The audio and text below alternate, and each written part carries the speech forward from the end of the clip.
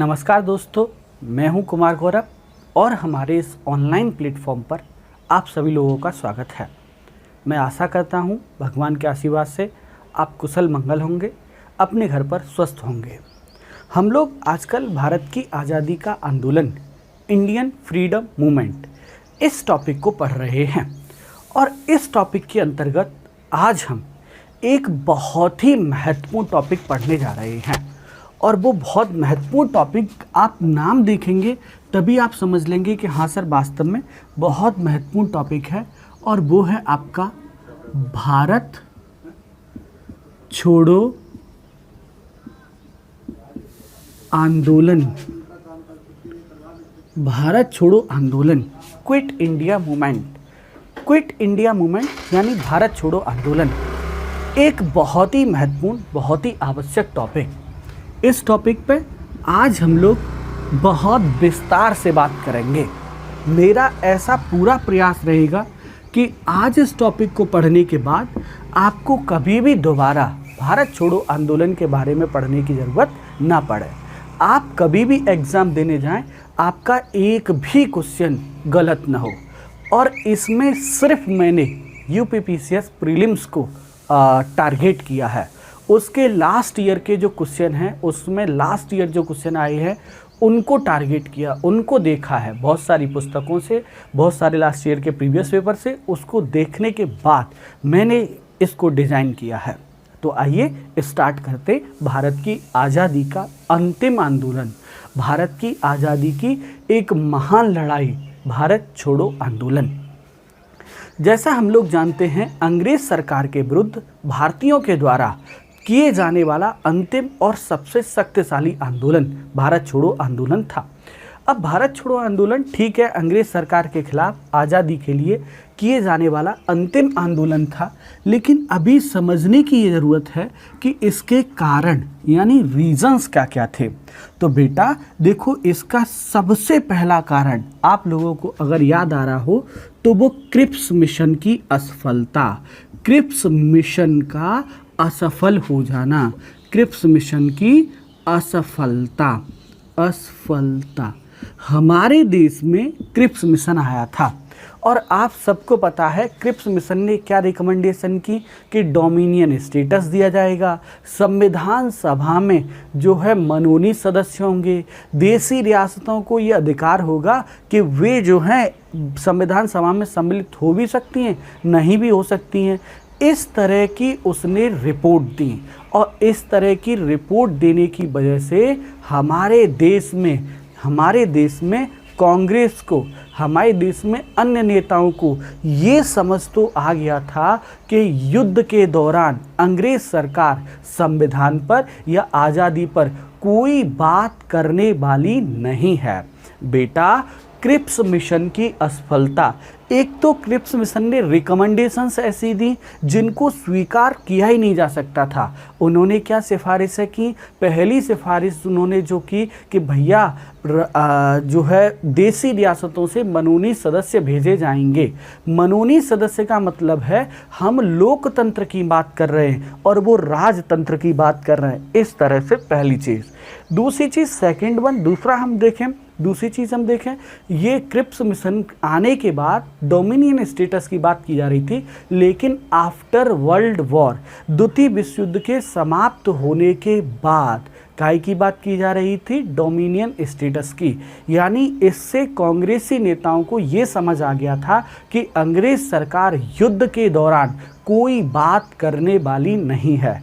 और कांग्रेस के नेताओं को ये भी समझ आ रहा था कि एक बार ये युद्ध टला तो जैसे प्रथम विश्व युद्ध के बाद हुआ था कि इन्होंने रोलेट एक्ट जैसा खतरनाक कानून ये लोग लेके आए, सेम वैसा यहाँ भी हो सकता है। तो पहला कारण क्रिप्स मिशन की असफलता।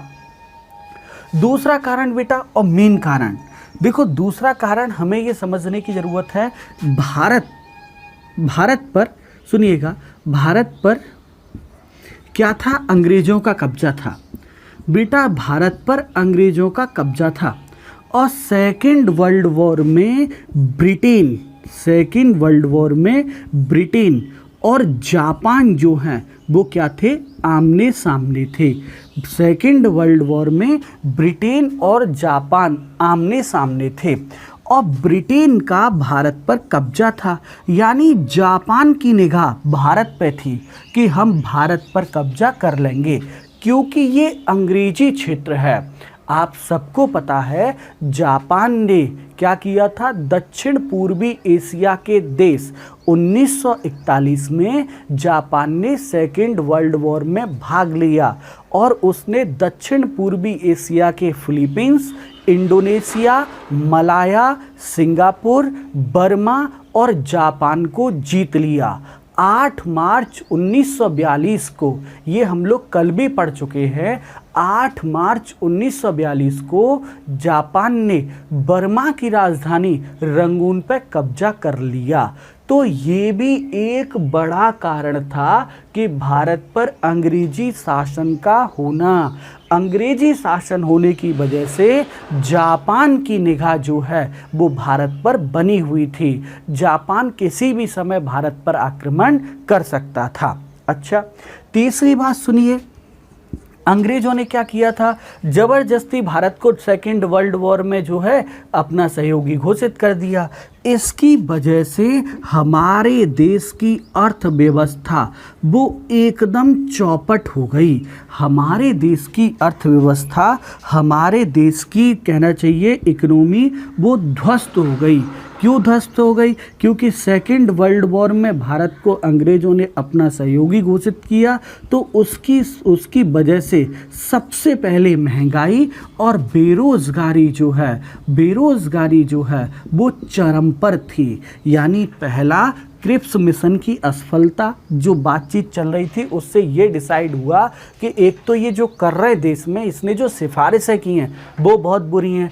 दूसरा, अंग्रेज़ सरकार की नीयत नहीं है कि वो भारत को इस सेकेंड वर्ल्ड वॉर के दौरान क्या करे, आज़ादी प्रदान करने का या आज़ादी का प्रोसेस प्रारंभ करे। अच्छा, दूसरी, भारत का जापानी क्षेत्र, भारत पर अंग्रेज़ों का कब्जा होना। भारत पर अंग्रेज़ों का कब्जा होने की वजह से जापान की निगाह भारत पर बनी हुई थी।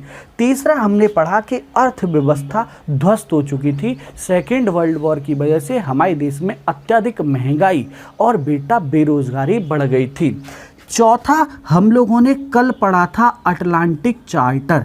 अटलांटिक चार्टर में क्या था, यहाँ डिसाइड ये हुआ था, अमेरिका और ब्रिटेन ने ये घोषित किया था। कल ही हमने पढ़ा था, आप लोग चाहें तो लास्ट वीडियो देख सकते हो, उसमें पूरा क्लियर हो जाएगा। कल हमने ये पढ़ा था कि अमेरिका और ब्रिटेन ने घोषित ये किया था कि सेकेंड वर्ल्ड वॉर के बाद हर देश की जनता को और हर देश को आत्मनिर्णय लेने का अधिकार होगा कि उनको आगे कैसे रहना है। लेकिन चर्चिल ने क्या घोषणा की कि ये जो अटलांटिक चार्टर है ये भारत पर लागू नहीं होगा। अटलांटिक चार्टर जो है वो भारत पर लागू नहीं होगा। बेटा, इसको कह सकते हैं लागू नहीं होगा, इसको कह सकते हैं ये डायरेक्टली भारत की बेइज्जती थी। ये डायरेक्टली क्या थी, भारत की इंसल्ट थी, भारत की बेइज्जती थी। चलिए खैर कोई बात नहीं, पांचवा पॉइंट देखते हैं, पांचवा कारण देखते हैं। और पांचवा कारण क्या है, अंग्रेज क्या कर रहे थे, हमारे देश के सैनिकों को द्वितीय विश्व युद्ध में बाहर भेज रहे थे। हमारे देश के सैनिकों को सेकेंड वर्ल्ड वॉर में बाहर भेज रहे थे। और बेटा, सेकेंड वर्ल्ड वॉर में बाहर जो भेज रहे थे वो गलत कर रहे थे। क्यों गलत कर रहे थे? क्योंकि सेकेंड वर्ल्ड वॉर से हमारा कोई वास्ता नहीं है, द्वितीय विश्व युद्ध से हमारा कोई लेना देना नहीं है। और जिस युद्ध से हमारा कोई लेना देना नहीं है वहाँ तुम हमारे देश के सैनिकों को भेज रहे हो, ये गलत है, ये ठीक नहीं है। इसलिए ये भारत छोड़ो आंदोलन प्रारंभ हुआ था। एक चीज़ और मैं इसमें कहना चाहूँगा, इसका छठा कारण, और छठा कारण क्या है बेटा, जो मेन है मेरे हिसाब से बहुत ही महत्वपूर्ण है, और वो छठा कारण है गांधी जी की विचारधारा। अंग्रेजों के प्रति गांधी जी की जो थिंकिंग थी, विचारधारा थी, वो एकदम बदल गई। विचारधारा एकदम बदल गई। पहले गांधी जी अंग्रेज़ों के बारे में कुछ अच्छा सोचते थे, लेकिन अब गांधी ने एक स्टेटमेंट दिया, बहुत ही फेमस स्टेटमेंट, कि अब चाहे कुछ हो जाए, ये आंदोलन जो मैं शुरू कर रहा हूँ, अब वायसराय से कोई बात नहीं होगी, नहीं होगी।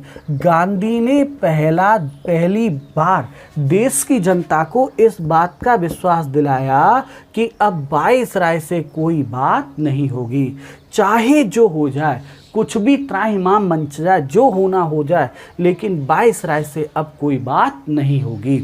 तो ये 6 कारण हैं जो कि भारत छोड़ो आंदोलन के प्रमुख कारण हैं। आप इनको एक बार देखें, सोचें, समझें और मनन जरूर करें। मनन का मतलब इन पे और ज़्यादा विचार करें। क्या विचार करना है? क्रिप्स मिशन की असफलता, क्या कारण थी क्रिप्स मिशन असफल हो गया? तो उसके 2 कारण है। एक तो उसकी रिपोर्ट खुद की, आप क्रिप्स मिशन वाली कल की वीडियो देखिए, आपको खुद समझ आ जाएगा क्या क्या रिपोर्ट उसने की थी।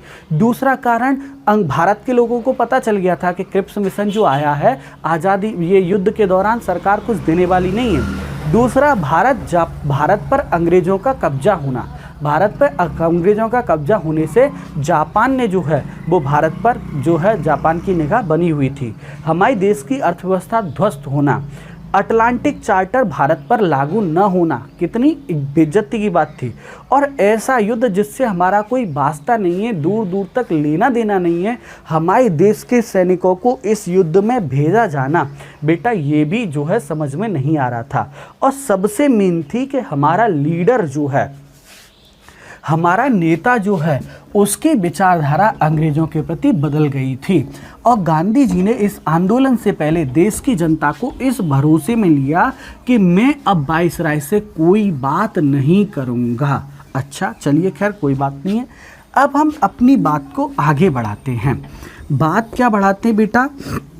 महाराष्ट्र में एक जगह है वर्धा, महाराष्ट्र में एक जगह है वर्धा, और 7 से 14 जुलाई 1942 को, 7 से 14 जुलाई 1942 को, कहाँ? वर्धा महाराष्ट्र में, वर्धा महाराष्ट्र में कांग्रेस कार्यकारिणी की बैठक हुई। कांग्रेस की जो एग्जीक्यूटिव काउंसिल थी, कांग्रेस की जो कार्यकारी परिषद थी, उसकी मीटिंग हुई। और इस मीटिंग में गांधी जी ने जो है वो भारत छोड़ो आंदोलन का प्रस्ताव जो है, भारत छोड़ो आंदोलन का प्रस्ताव जो है वो क्या किया बेटा? पेश किया। गांधी जी ने पेश किया, या कह सकते प्रस्तुत किया। गांधी जी ने महाराष्ट्र में भारत छोड़ो आंदोलन का प्रस्ताव जो है वर्धा में जो है वो प्रस्तुत किया। इसलिए बेटा इस भारत छोड़ो आंदोलन के प्रस्ताव को वर्धा प्रस्ताव भी कहा जाता है। इसलिए बेटा इस भारत छोड़ो आंदोलन के प्रयास को वर्धा प्रस्ताव भी कहा जाता है। उन्होंने भारत छोड़ो आंदोलन का प्रस्ताव यहाँ पेश किया। अच्छा, अब पेश हो जाने के बाद जुलाई से ठीक 1 महीने बाद, और 1 महीने बाद कब? 8 अगस्त 1942 को, 1942 को। स्थान कहाँ का है? मुंबई का ग्वालिया टैंक मैदान, ग्वालिया टैंक मैदान, ग्वालिया टैंक मैदान। यहाँ कांग्रेस का जो है अधिवेशन प्रारंभ हुआ। और इस अधिवेशन के जो अध्यक्ष थे वो थे मौलाना अबुल कलाम आज़ाद साहब। ये मौलाना अबुल कलाम आज़ाद जो हैं वो इस अधिवेशन के अध्यक्ष थे। और इस अधिवेशन में गांधी जी का जो भारत छोड़ो आंदोलन का प्रस्ताव है, ये प्रस्ताव जो है वो पारित हुआ, या इस प्रस्ताव को जो है पास किया गया या पारित किया गया। इस आंदोलन को, इस प्रस्ताव को यहाँ पारित किया गया या पास किया गया। बेटा इस ग्वालिया टैंक मैदान को आजकल हम लोग अगस्त क्रांति मैदान के नाम से भी जानते हैं। इस आंदोलन को हम लोग जो है वो अगस्त क्रांति मैदान के नाम से भी जानते हैं। चलिए एक बार और देखते हैं। हमने अभी इससे पहले बोर्ड पे जो अभी हमने जाना था, इसके कारण जाने थे, भारत छोड़ो आंदोलन के कारण क्या थे। अच्छा, अब कारण के बाद ये स्टार्ट कैसे होता है, तो बेटा 7 से 14 जुलाई 1942 को कांग्रेस का वर्धा सम्मेलन महाराष्ट्र में, कांग्रेस कार्यकारिणी एग्जीक्यूटिव काउंसिल का जो है बैठक हुई वर्धा में, और उसमें गांधी जी ने भारत छोड़ो आंदोलन का प्रस्ताव पेश किया। इसीलिए इस भारत छोड़ो आंदोलन के प्रस्ताव को वर्धा प्रस्ताव भी कहा जाता है। 8 अगस्त 1942 को मुंबई के प्रसिद्ध ग्वालियर टैंक मैदान में मौलाना अबुल कलाम आज़ाद ने जो है, मौलाना अबुल कलाम आज़ाद इस अधिवेशन के अध्यक्ष थे, और इसमें भारत छोड़ो आंदोलन का प्रस्ताव पारित किया गया या पास किया गया। यहाँ एक बात ध्यान रखने वाली जो है, वो हमेशा ये ध्यान रखना कि भारत छोड़ो आंदोलन का प्रस्ताव जो है वो गांधी जी ने तैयार किया था, उसको बनाया था, पूरा ड्राफ्ट तैयार किया था उसका गांधी जी ने, लेकिन उसे प्रेजेंट किया या प्रस्तुत किया किसने, जवाहरलाल नेहरू जी ने, जवाहरलाल नेहरू ने उसे प्रस्तुत किया। तो इतनी कहानी हम लोगों ने पढ़ी। अब 8 अगस्त का दिन आ गया। अब इस भारत छोड़ो आंदोलन में था क्या क्या, हम ये देखने का प्रयास करते हैं। तो भारत छोड़ो आंदोलन में सबसे पहला पॉइंट जो डाला था गांधी जी ने, उसमें ये था कि ब्रिटेन सरकार, अंग्रेज सरकार तत्काल या तुरंत देश छोड़ करके चली जाए, तुरंत देश छोड़ दे। पहला पॉइंट भारत छोड़ो आंदोलन के प्रस्ताव में पहला प्रस्ताव ये था कि अंग्रेज सरकार तुरंत देश छोड़ दे, तुरंत चली जाए, क्योंकि अगर आप यहाँ रहेंगे तो हमारे लिए बहुत खतरनाक हो जाएगा, भैया प्लीज चले जाओ। गांधी ने इतना महान स्टेटमेंट दिया था जिसको हम आधा पढ़ते हैं, अंग्रेजों भारत छोड़ो भारतीयों के लिए, न कि जापानियों के लिए। अंग्रेजों भारत छोड़ो भारतीयों के लिए, न कि जापानियों के लिए।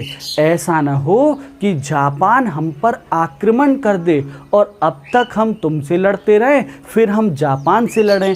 इससे अच्छा है जब तुम यहाँ से चले जाओगे तो हमारा देश जो है वो जापान भी कब्जा नहीं करेगा और हम आज़ाद हो जाएंगे। तो पहला, अंग्रेज सरकार तुरंत देश छोड़े। दूसरा, इस प्रस्ताव में क्या कहा गया था कि जैसे ही अंग्रेज सरकार जाएगी वैसे ही एक अस्थायी सरकार का गठन होगा। यानी जब अंग्रेज सरकार चली जाएगी तो देश का तंत्र कौन चलाएगा, देश में व्यवस्थाएं कौन चलाएगा, देश का शासन कौन चलाएगा, देश का प्रशासन कौन चलाएगा। तो इस पर यह कहा गया कि देश में अंग्रेजों के जाने के बाद एक अस्थायी सरकार का गठन किया जाएगा, यानी भारत में एक अस्थायी सरकार गठित की जाएगी। और तीसरा इसमें पॉइंट क्या था, तीसरा इसमें पॉइंट ये था बेटा, कि इस आंदोलन के नेता जो हैं वो बनते हैं आपके महात्मा गांधी। गांधी जी को इस आंदोलन का क्या किया जाता है, गांधी जी को नेता चुना गया।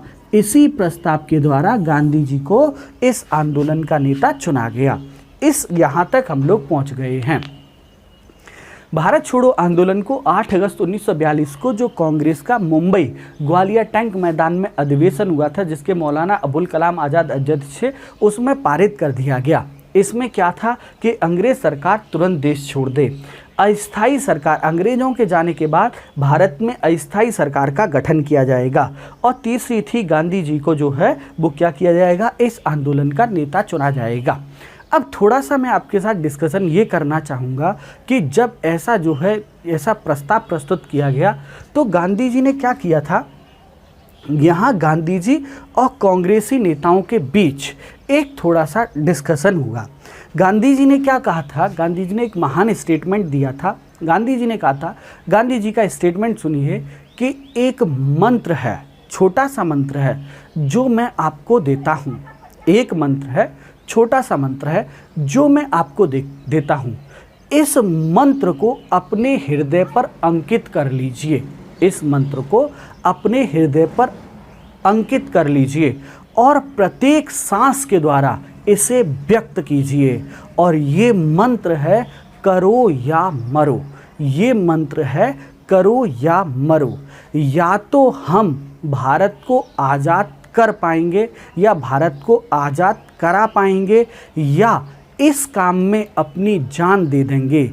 हम अपनी गुलामी देखने के लिए जीवित नहीं रहेंगे। दोबारा सुनिएगा गांधी जी ने क्या स्टेटमेंट दिया है। गांधी जी ने कहा है कि एक मंत्र है, छोटा सा मंत्र है जो मैं आपको देता हूँ। इस मंत्र को अपने हृदय पर लिख लीजिए और प्रत्येक सांस के साथ इस मंत्र को जिए, इस मंत्र को याद कीजिए। और याद कीजिए ये मंत्र क्या है, करो या मरो। हम भारत की आज़ादी के लिए या तो लड़ेंगे या फिर हम क्या करेंगे, भारत की आज़ादी के लिए अपनी जान दे देंगे। हम भारत की गुलामी और ज़्यादा नहीं देखेंगे, हम भारत की गुलामी देखने के लिए जिंदा नहीं रहेंगे। गांधी ने ऐसा स्टेटमेंट दिया था। अब यहाँ टॉपिक जो फर्स्ट था वो सुनिएगा। अंग्रेज सरकार तुरंत देश छोड़ दे, ऐसी बात गांधी जी ने कही। कांग्रेस के नेता ही अंग्रेजों के खिलाफ हो गए, गांधी जी के खिलाफ हो गए। कांग्रेस के नेता गांधी जी को खिलाफ इसलिए हो गए कि गांधी जी आप ये क्या मांग कर रहे हो कि तुरंत देश छोड़ दो। अरे तुरंत अंग्रेज़ भारत से चले जाएंगे तो मोहम्मद अली जिन्ना बैठे हैं, भीमराव अंबेडकर साहब बैठे हैं, देसी रियासत बैठी हैं, राजे रजवाड़े बैठे हुए हैं, आपस में सब लोग लड़ने लगेंगे और ये देश नहीं बनेगा, ये जंगल राज बन जाएगा। अरे गांधी जी ऐसी मांग कीजिए कि अंग्रेज़ भारत से जाएं, लेकिन भारत में एक सरकार बनाएं, उस सरकार को सत्ता सौंपें और उसके बाद जाएं। आप लाइन को समझिएगा। गांधी जी जब भारत छोड़ो आंदोलन प्रारंभ कर रहे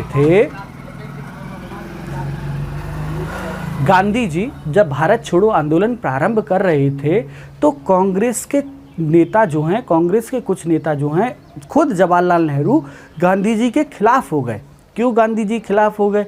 क्योंकि कांग्रेसी नेताओं का ये कहना था कि अंग्रेज़ यदि तुरंत देश से चले जाएंगे तो देश में अव्यवस्था का माहौल फैल जाएगा, देश में मारकाट मच जाएगी। हम लोग क्या चाहते हैं कि अंग्रेज़ एक सरकार का गठन करें, अंग्रेज एक सरकार बनाए, उस सरकार को देश की सत्ता, देश का शासन, देश का प्रशासन सौंपें और उसके बाद जाए। इस पर गांधी जी ने जो है एक महान स्टेटमेंट दिया। इस पर गांधी जी ने अंग्रेजी पत्रकार लुई फिशर से कहा, इस पर गांधी जी ने अमेरिकी पत्रकार लुई फिशर से कहा कि देश की मिट्टी से ही मैं कांग्रेस से बड़ा आंदोलन खड़ा कर सकता हूं। यदि कांग्रेसी नेता मेरा साथ नहीं देते हैं, यदि कांग्रेसी नेता इस आंदोलन में मेरा सहयोग नहीं कर सकते हैं, तो जो है मैं देश की बालू से ही या देश की मिट्टी से ही कांग्रेस से बड़ा आंदोलन खड़ा कर सकता हूं। मैं आपको ये समझाने का प्रयास कर रहा हूं कि गांधी चाहते थे अंग्रेज तुरंत देश छोड़ के चले जाएं, लेकिन कांग्रेसी नेता ये चाहते थे कि तुरंत ना जाएं, एक सरकार बनाएं और सरकार को सत्ता सौंपें और उसके बाद भारत छोड़ करके जाएं। इस मामले में बेटा जो है गांधी ने कहा था कि कांग्रेसी नेता ज़्यादा बात ना करें, मैं देश की मिट्टी से ही कांग्रेस से बड़ा आंदोलन खड़ा कर दूंगा।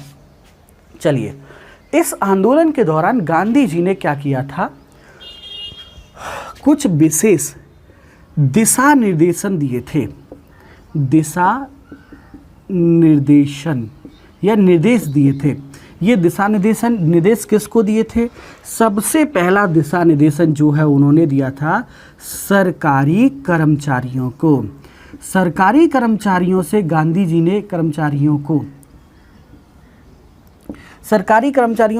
जी ने ये कहा था कि जैसे तुम लोगों ने असहयोग आंदोलन में या सविनय अवज्ञा आंदोलन के दौरान सरकारी कर्मचारियों ने अपनी नौकरी छोड़ी थी, इस बार कोई भी सरकारी कर्मचारी अपनी नौकरी नहीं छोड़ेगा।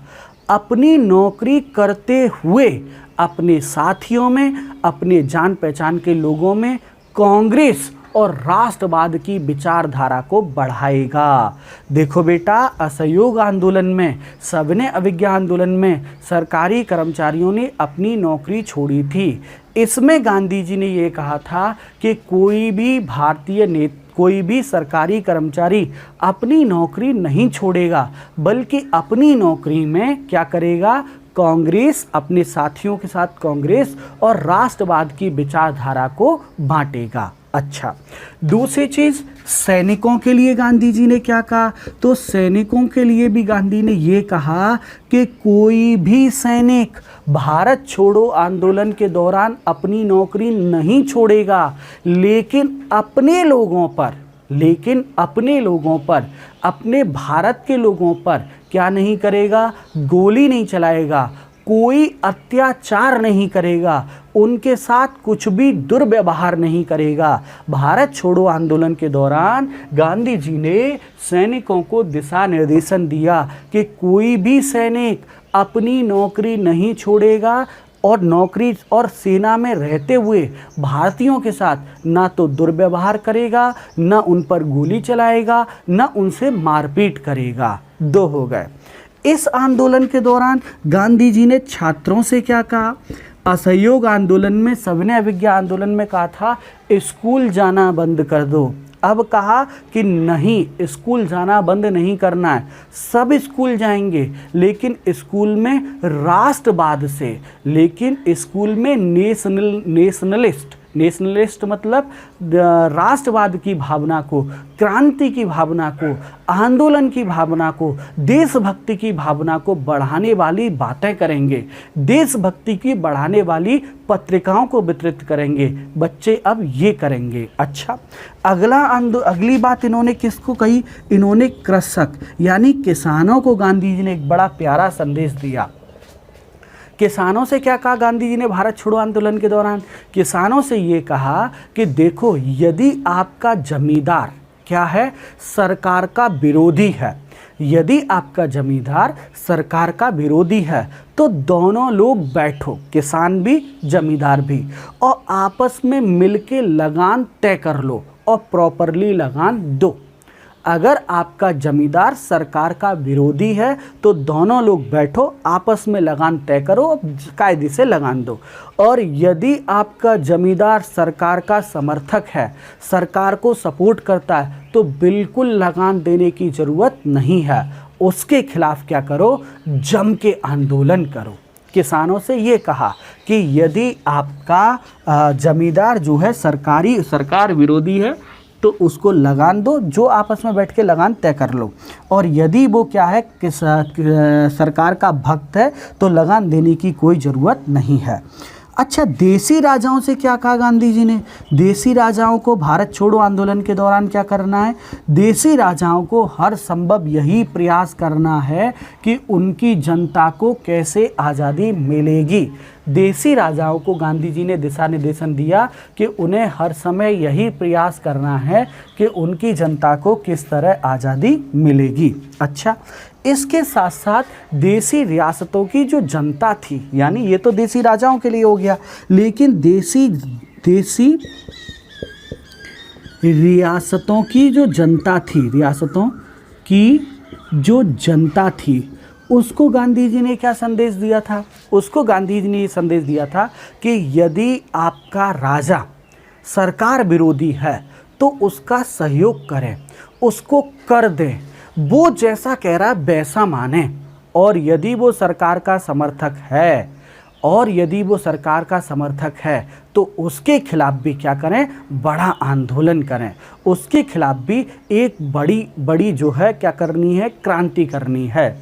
देसी रियासत की जनता को गांधी जी ने क्या संदेश दिया कि यदि आपका राजा सरकारी विरोधी है, यदि वो स्वयं को भारत में मिलाना चाहता है, यदि वो स्वयं को भारत का अंग मानता है, तो उसका सहयोग करो, उसको वो जैसे कहे वैसे काम करो, उसको कर दो, वो जो कह रहा है वो करो। और यदि वो सरकार का समर्थक है और स्वयं को भारत का अंग नहीं मानता, भारत से अलग मानता है, तो ऐसे राजा को न कर दो, उसके खिलाफ बड़ा आंदोलन करो, बड़ी क्रांति करो।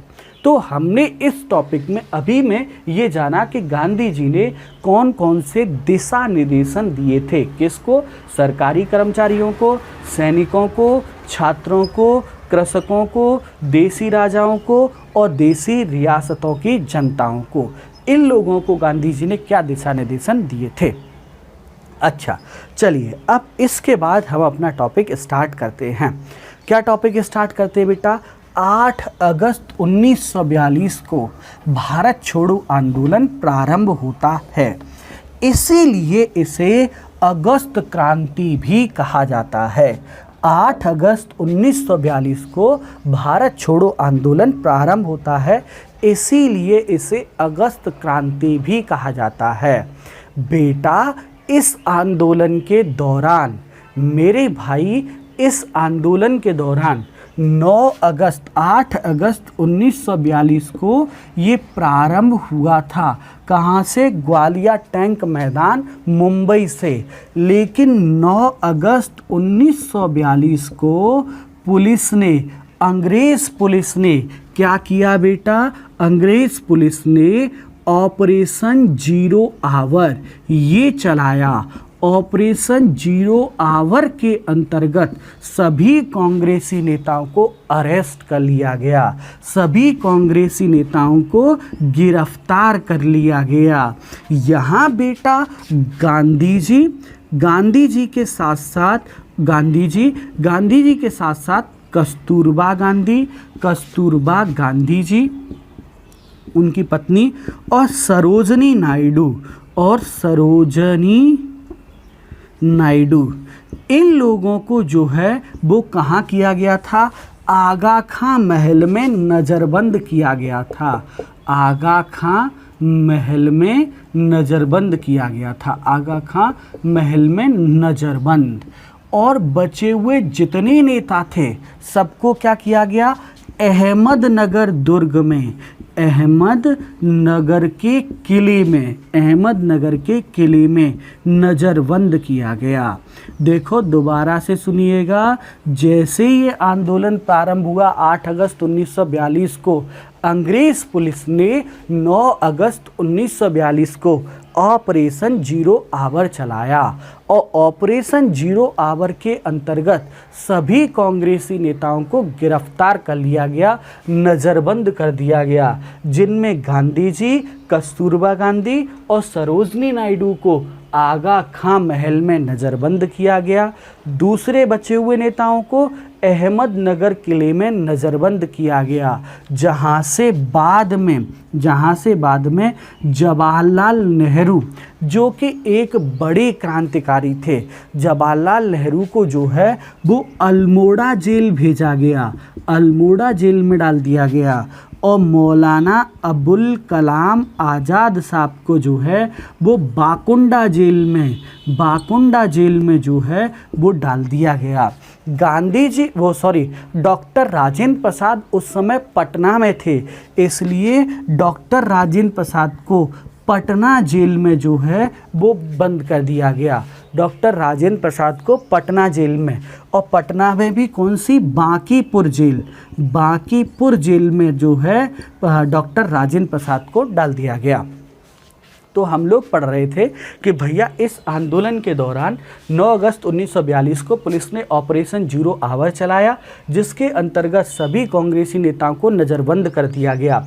गांधी जी, कस्तूरबा गांधी और सरोजनी नायडू को आगा खां पुणे के महल में नज़रबंद किया गया। अन्य नेताओं को अहमदनगर के किले में नज़रबंद किया गया, जहां से जवाहरलाल नेहरू को अल्मोड़ा जेल में और मौलाना अबुल कलाम आज़ाद को बाकुंडा जेल में और डॉक्टर राजेंद्र प्रसाद को बांकीपुर पटना जेल में नज़रबंद या जेल में बंद कर दिया गया। अच्छा, अब ये समझने की एक पॉइंट समझने की ज़रूरत है। क्या पॉइंट समझने की ज़रूरत है? गांधी जी ने इस आंदोलन के प्रारंभ होने से पहले ही कह दिया था कि देखो, हो सकता है इस आंदोलन के दौरान सभी नेताओं को गिरफ्तार कर लिया जाए और कोई भी नेतृत्व करने वाला ना बचे। इसलिए मैं आप लोगों से कहना चाहता हूं कि आप लोग स्वयं अपना नेतृत्व करें। इस समय भारत का प्रत्येक नागरिक नेता है, वो अपना अपना नेतृत्व करे, ऐसा गांधी जी ने कहा। अब इस आंदोलन के दौरान जब इन नेताओं को गिरफ्तार कर लिया गया और ये खबर जनता तक पहुंची, तो जनता ने अंग्रेज सरकार की जितनी रेलवे लाइन थी उनको खूब सारा नुकसान पहुंचाया, तार की सेवाओं को नुकसान पहुंचाया, थानों को नुकसान, पुलिस थानों को नुकसान पहुंचाया, सरकारी पोस्ट ऑफिस को नुकसान पहुंचाया, बहुत सारे रेलवे स्टेशन को तोड़ डाला गया, बहुत सारी सरकारी इमारतों को तोड़ डाला गया, बहुत सारी सरकारी इमारतों से अंग्रेजी झंडे को उतार करके भारतीय झंडा लगा दिया गया, सरकारी संचार व्यवस्था को नष्ट किया गया और रेलवे ट्रैक उखाड़ दिए गए। और ऐसी घटनाएं सबसे ज़्यादा जो हुई वो बिहार में हुई। बेटा 9 नवंबर 1942 को जयप्रकाश नारायण जेपी नारायण ने 4 लोगों के साथ मिलकर जेल के ताले तोड़ दिए और वहां से वो भाग गए। बेटा जब ये बड़े बड़े नेता गांधी जी हो गए, जवाहरलाल नेहरू हो गए, वल्लभ भाई पटेल हो गए, राजेंद्र प्रसाद हो गए, जब इन बड़े नेताओं को गिरफ्तार कर लिया गया तो अब हमारे देश में नए नेता आगे आए और इनमें नए नेताओं में सबसे महान नाम अच्युत पटवर्धन, अरुणा आसफ अली, सुचेता कृपलानी, डॉक्टर राम मनोहर लोहिया, बीजू पटनायक आदि इन नेताओं ने आंदोलन को संभाला। जब बड़े नेताओं को गिरफ्तार कर लिया गया तो हमारे देश में युवा नेताओं ने इस आंदोलन को संभाला। ये सभी समाजवादी नेता थे जिनमें अच्युत पटवर्धन, डॉक्टर राम मनोहर लोहिया, अरुणा आसफ अली, सुचेता कृपलानी, बीजू पटनायक, ये सभी नेता महान थे। इनमें से डॉक्टर राम मनोहर लोहिया और ऊषा मेहता ने, इनमें से 2 नेता थे डॉक्टर राम मनोहर लोहिया और ऊषा मेहता ने, इन्होंने भारत के लोगों के साथ अपना संवाद बढ़ाने के लिए, इन लोगों ने भारत के लोगों के साथ अपना संचार बढ़ाने के लिए बेटा क्या किया, रेडियो चैनल स्थापित किए। ये रेडियो चैनल जो स्थापित किए थे ये मुंबई और नासिक में थे।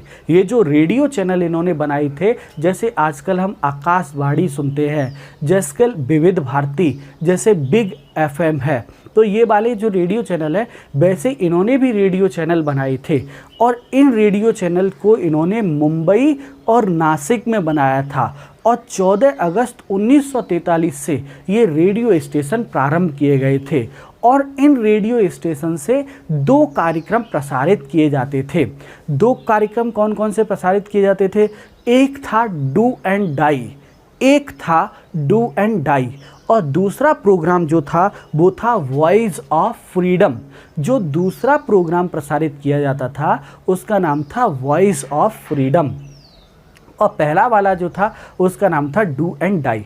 मैं एक बार आपको फिर से समझाना चाहूँगा कि भारत छोड़ो आंदोलन के दौरान डॉक्टर राम मनोहर लोहिया और ऊषा मेहता अंडरग्राउंड हो गए, भूमिगत हो गए और भूमिगत होकर के इन्होंने 14 अगस्त 1945 से बेटा कहाँ ये आपका जो है 1943 से, माफ़ी चाहूँगा, 1943 से इन्होंने जो है वो नासिक और मुंबई में रेडियो चैनल स्थापित किए।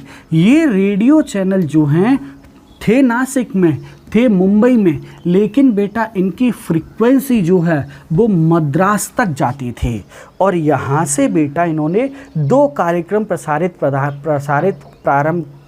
करना प्रारंभ किया था। पहला कार्यक्रम था डू एंड डाई और दूसरा था वॉइस ऑफ फ्रीडम। अच्छा चलिए कोई बात नहीं है। इसके बाद जो है एक घटना और होती है जिसका मुझसे बहुत सारे बच्चे क्वेश्चन पूछते हैं, अक्सर क्वेश्चन पूछते हैं। सुनिए वो क्या है? पैरेलल गवर्नमेंट, समानांतर सरकार। पैरेलल गवर्नमेंट, समानांतर सरकार क्या है, इस टॉपिक पे हम बात करते हैं। देखो बेटा, भारत छोड़ो आंदोलन के दौरान बहुत सारे स्थानों पर, भारत छोड़ो आंदोलन के दौरान बहुत सारे क्षेत्रों में, बहुत सारे स्थानों पर अंग्रेज़ों को पराजित करके वहाँ से निकाल दिया गया, बाहर निकाल दिया गया और वहाँ लोगों ने अपनी सरकार बना ली। इसे ही पैरेलल गवर्नमेंट या समानांतर सरकार कहा जाता है। दोबारा सुनिएगा, समानांतर सरकार क्या है? भारत छोड़ो आंदोलन के दौरान बहुत सारे लोगों ने अपने क्षेत्रों को अंग्रेजों से आज़ाद कराया और वहाँ पर आज़ाद कराने के बाद और वहाँ पर अपनी सरकार स्थापित की। बेटा, समझने वाली बात यह है कि इसी सरकार को समानांतर सरकार कहते हैं। और पहली समानांतर सरकार जो है वो बलिया और गाजीपुर में, पहली देश की पहली समानांतर सरकार बलिया और गाजीपुर में चित्तू पांडे के द्वारा, ये बहुत बहुत बहुत इम्पॉर्टेंट क्वेश्चन है, वो चित्तू पांडे के द्वारा स्थापित की गई थी। कहाँ स्थापित की गई थी? स्थापित की गई थी बलिया और गाजीपुर में, चित्तू पांडे के द्वारा स्थापित की गई थी। दूसरी जो है वो सतारा, सतारा इसमें वाई वी चौहान के द्वारा, वाई चौहान के द्वारा सतारा में ये जो है समानांतर सरकार स्थापित की गई। और ये बेटा सबसे लंबे समय तक चलने वाली सरकार थी, जो लगभग 2.5 से 3 साल तक तो काम किया ही किया था प्रत्यक्ष और अप्रत्यक्ष रूप से। सतारा में वाई चौहान ने सरकार स्थापित की, समानांतर सरकार, वो सबसे लंबे समय तक चलने वाली सरकार थी। इसके साथ साथ 2 स्थान और हमें याद रखने हैं, एक पश्चिम बंगाल में मदीनापुर और दूसरा उड़ीसा, ये वेस्ट बंगाल हो गया, और दूसरा उड़ीसा का है तलचेर में भी बेटा तलचेर में भी बेटा, तलचेर उड़ीसा में है, यहाँ भी समानांतर सरकार का गठन किया गया। ये 4 स्थान आप याद रखें। बलिया और गाजीपुर में चित्तू पांडे ने, सतारा में वाई चौहान ने जो सबसे लंबे समय तक चली, मदीनापुर में वेस्ट बंगाल में और तलचेर उड़ीसा में भी समानांतर सरकार का गठन किया गया था।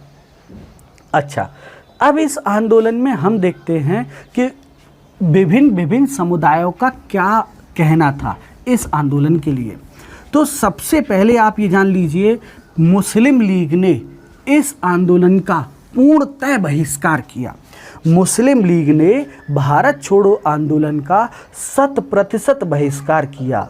मुस्लिम लीग ने ये कहा था कि ये आंदोलन भारत की आज़ादी के लिए नहीं है, ये भारत छोड़ो आंदोलन भारत की आज़ादी के लिए नहीं है, बल्कि भारत को एक हिंदू राष्ट्र बनाने के लिए है, बल्कि भारत को एक हिंदू राज्य बनाने के लिए है। हिंदू महासभा ने क्या किया? हिंदू महासभा ने भारत छोड़ो आंदोलन के दौरान क्या किया था? हिंदू महासभा ने जो है सरकार की, अंग्रेज सरकार की कठोर आलोचना की, लेकिन उसने हिंदुओं से निवेदन किया कि भारत छोड़ो आंदोलन में हिंदू भाग न लें। क्यों भैया, क्यों भाग न लें? क्योंकि हिंदू महासभा का लॉजिक ये था कि भारत छोड़ो आंदोलन के बाद यदि भारत आज़ाद हो गया तो ये जो गांधी नेहरू हैं ये भारत को क्या करेंगे? सभी धर्मों के लिए बना देंगे। उनका ये मानना था कि मुस्लिम लीग से आप बात ही न करो, मुस्लिमों से आप बात ही न करो। हिंदू महासभा का ऐसा मानना था और वो भारत को हिंदू राष्ट्र बनाना चाहती थी। उदारवादी नेता थे तेज बहादुर सप्रू। तेज बहादुर सप्रू ने इस आंदोलन का बहुत बड़े लेवल पर विरोध किया और उन्होंने तो यहाँ तक कह दिया कि गांधी जी को राजनीति छोड़ देनी चाहिए। अब गांधी से राजनीति नहीं होती है। ऐसे समय में जब जापान हमारी सीमा पर खड़ा हुआ है, अगर ऐसा हो जाए कि बाय द वे अंग्रेज अभी चले जाएं तो जर्मनी या जापान भारत पर कब्जा कर लेगा। ऐसे समय में जो है आंदोलन करना वो ठीक नहीं है। और यही स्टेटमेंट डॉक्टर भीमराव अंबेडकर ने दिया था। डॉक्टर भीमराव अंबेडकर ने भी भारत छोड़ो आंदोलन का बहिष्कार किया और डॉक्टर भीमराव अंबेडकर ने तो इस आंदोलन को गैर जिम्मेदारी भरा बताया। कहा कि ये कोई जिम्मेदारी का काम नहीं है। क्यों जिम्मेदारी का काम नहीं है? क्योंकि शत्रु हमारी सीमा पर खड़ा है। भीमराव अंबेडकर का ये स्टेटमेंट था कि शत्रु हमारी सीमा पर खड़ा है और ऐसे समय में कानून व्यवस्था को कमज़ोर करना ये गलत बात है। ये भीमराव अंबेडकर का स्टेटमेंट था। और बेटा, अकाली दल और ईसाइयों ने भी इस आंदोलन का बहिष्कार किया, इस आंदोलन को दुर्भाग्यपूर्ण बताया।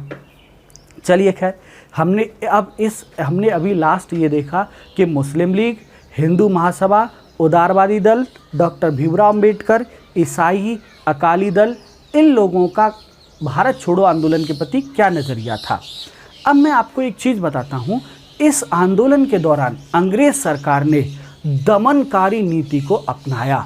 भारत छोड़ो आंदोलन के दौरान 10,000 लोगों को मार दिया गया। भारत छोड़ो आंदोलन के दौरान 10,000 लोगों को मार दिया गया। लाखों लोगों को जेल में बंद कर दिया गया। अलग अलग यातनाएं दी गईं। अच्छा, ऊपर से ये कहा गया अंग्रेजों पर, गांधी जी पर अंग्रेजों ने ये दबाव डाला, गांधी जी पर अंग्रेजों ने ये दबाव डाला कि गांधी जी इस आंदोलन की आलोचना करें। गांधी जी कहें कि जो हिंसा हो रही है वो गलत है, इस आंदोलन में हिंसा नहीं होनी चाहिए। इसके विरोध में गांधी जी के ऊपर जब अंग्रेज सरकार ने ये दबाव डाला कि अंग्रेज सरकार इसका विरोध करे, तो गांधी जी ने इसके विरोध में बेटा कितना 10 फरवरी 1943 को 21 दिन का 10 फरवरी 1943 को गांधी जी ने 21 दिन का उपवास, या कह सकते हैं हम लोग एक तरह से भूख हड़ताल प्रारंभ कर दी, उपवास प्रारंभ कर दिया इसके विरोध में। इस दौरान गांधी जी की तबीयत भी खराब थी और उन्होंने ऊपर से ऐसा आंदोलन कर दिया और गांधी जी का स्वास्थ्य दिन पर दिन खराब होता जा रहा था, दिन पर दिन स्वास्थ्य बिगड़ रहा था गांधी जी का। अंग्रेज भी यही चाहते थे, मैं आपको बताऊं, कि गांधी का स्वास्थ्य और बिगड़े और भगवान करे गांधी जी की यही डेथ हो जाए। यहाँ तक कुछ इतिहास की पुस्तकें यहाँ तक बताती हैं कि इन लोगों ने आगा खां महल में चंदन की लकड़ियाँ मंगा ली। अंग्रेजों ने आगा खां महल में गांधी जी के उपवास के दौरान चंदन की लकड़ियाँ मंगा ली कि गांधी जी यहीं डेथ होगी, यहीं मर जाएंगे और यहीं उनका दाह संस्कार, अंतिम संस्कार कर दिया जाएगा। जब बेटा इतनी बड़ी घटना हो गई तो वाइसराय की कार्यकारिणी परिषद में 3 भारतीय सदस्य थे। भारत छोड़ो आंदोलन हो गया, इतना अत्याचार हो गया, 10,000 लोगों को मार दिया गया। इन लोगों के तब भी कुछ शर्म नाम की चीज़ नहीं आई। इन लोगों ने तब भी वाइसराय की कार्यकारिणी परिषद से इस्तीफा नहीं दिया। लेकिन जब गांधी जी की तबीयत ज़्यादा ख़राब हुई और अब लगा कि गांधी जी की डेथ हो जाएगी, तो इस पर हमारे देश के 3 वाइसराय की कार्यकारिणी के सदस्य थे, जिनमें पहले सदस्य थे M.S. अडी। दूसरे जो सदस्य थे उनका नाम था H.P. मोदी। और तीसरे जो सदस्य थे सरकार, और कौन से सरकार थे? N.R. सरकार। इन तीनों ने गांधी जी को रिहा करने के लिए या गांधी जी को रिहा कराने के लिए अपने पद से इस्तीफा दे दिया। ये तीनों वाइसराय के कार्यकारिणी परिषद के भारतीय सदस्य थे, तीनों ने इस्तीफा दिया और पूरी दुनिया में गांधी जी को आज़ाद कराए जाने की मांग किए जाने लगी। 7 मार्च 1943 को गांधी जी ने अपना उपवास तोड़ा। 7 मार्च 1943 को गांधी जी ने अपना उपवास तोड़ा और 6 मई 1944 को गांधी जी को रिहा कर दिया गया। 6 मई 1944 को गांधी जी को रिहा कर दिया गया। इसके साथ ही भारत छोड़ो आंदोलन लगभग समाप्त हो गया। आगे हम लोग अब देखेंगे कि हमारे देश में किस तरह से नया वाइसराय लॉर्ड लिनलिथगो के जगह पर नया वाइसराय लॉर्ड बेबल आ जाता है। और लॉर्ड बेबल आने के बाद सबसे पहली चीज़ वो सेना में अधिकारी था लॉर्ड बेबल पहले, उसके बाद वो भारत का वाइसराय बना था, सेना में अधिकारी से वाइसराय बना था। वो थोड़ा सा सॉफ्ट हार्टेड था, मतलब थोड़ा सॉफ्ट नेचर का था। तो उसने आते ही सबसे पहले भारत छोड़ो आंदोलन के दौरान 1943 में ही 1943 में वो भारत का वाइसराय बनकर के आया था। वो जैसे ही भारत आया था, उसने भारत छोड़ो आंदोलन के दौरान जितने लोग गिरफ्तार किए गए थे सबको रिहा करा दिया। और जैसे ही जितने लोगों को रिहा किया गया, उनको जितने लोगों को गिरफ्तार किया गया था उनको रिहा करवाया। वैसे ही वाइसराय के प्रति सकारात्मक माहौल बन गया। और सकारात्मक माहौल बनने के बाद वाइसराय ने जो है वो क्या किया, एक प्लान प्रस्तुत किया जिसे हम लोग बेबल प्लान या बेबल योजना के नाम से जो है वो जानते हैं। इस प्लान पर डिस्कशन करने के लिए शिमला में सम्मेलन भी हुआ। इन सब सारी बातों पर हम अगली क्लास में, नेक्स्ट क्लास में चर्चा करेंगे। आज भारत छोड़ो आंदोलन में इतना ही रखेंगे। मैं आशा करता हूँ आज आपको बहुत कुछ सीखने और समझने को मिला होगा। इस टॉपिक पर नोट्स बनाएं। आपका कोई क्वेश्चन है तो आप हमारी टेलीग्राम चैनल पर पूछ सकते हैं। इसका PDF आपको टेलीग्राम चैनल पर भी मिल जाएगा, लेकिन फिर भी मैं आपसे आशा करता हूं कि आप इसके स्वयं नोट्स बनाएंगे और जो बार बार मेरे पसीना बहने की जो मेहनत है उस पर ज़रूर अमल करेंगे, रंग लेके आएंगे। इसी आशा के साथ ये वीडियो देखने के लिए आपका बहुत बहुत धन्यवाद। Thank you so much.